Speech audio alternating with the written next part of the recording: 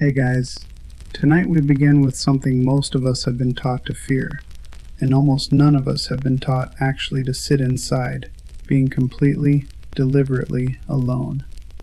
We're going to travel through centuries together tonight. Athens, Rome, a desert cell, a quiet pond, all the way to right now, to this exact room you're sitting in. Right now, as you're watching this, someone else is watching it too, in a different country, a different time zone, a different life, but the same quiet hour.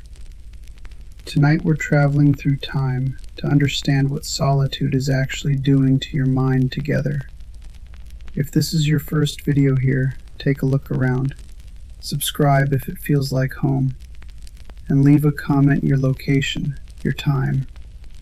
That small act of saying, "I'm here," does something.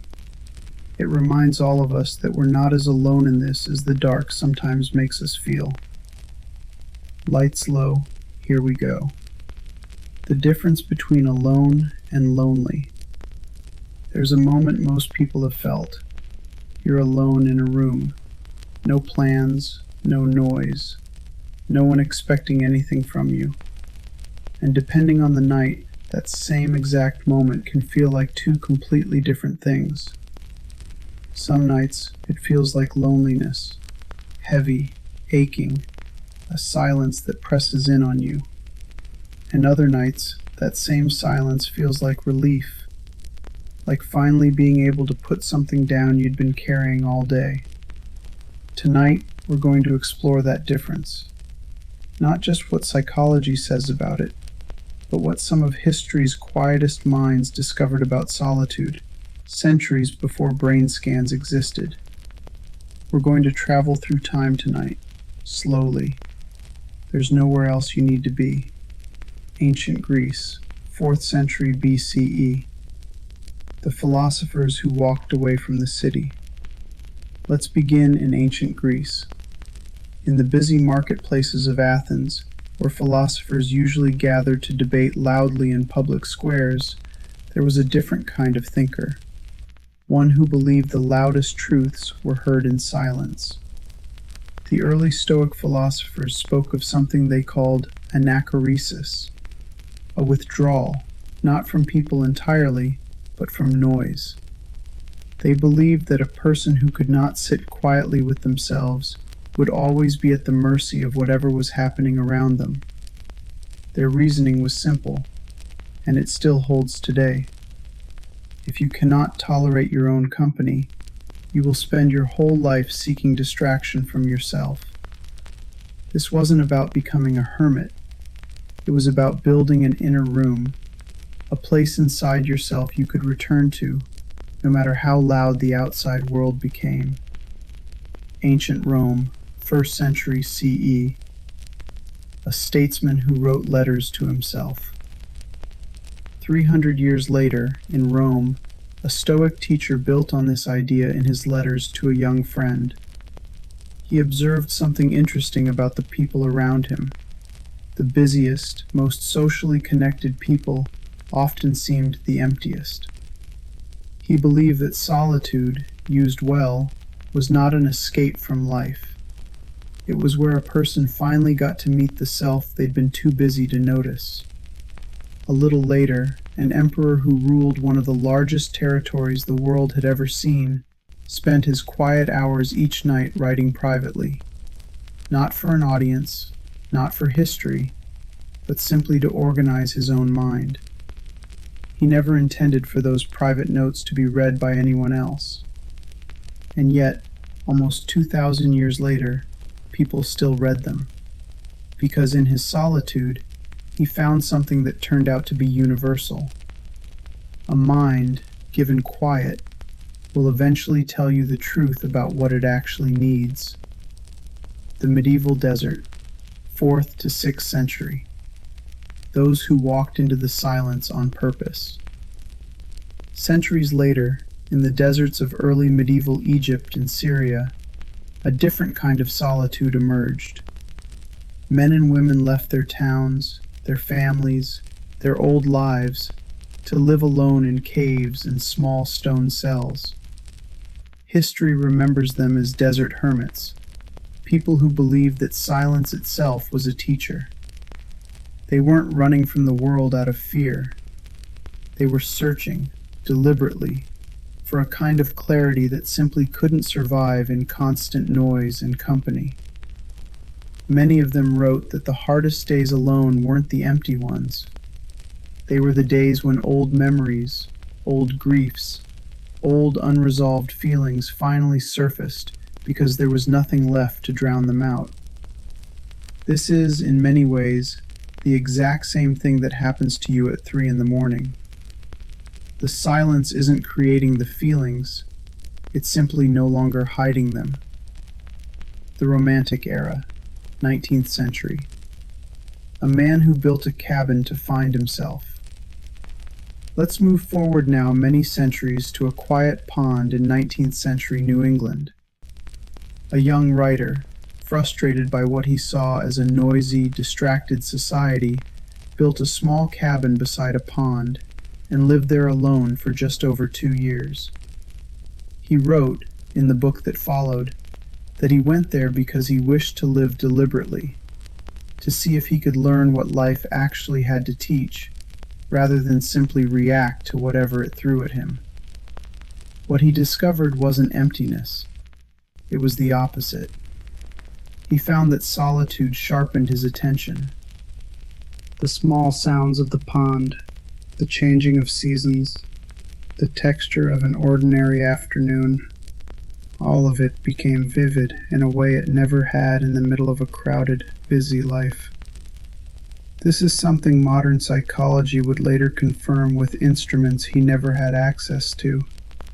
The psychologists who finally measured it.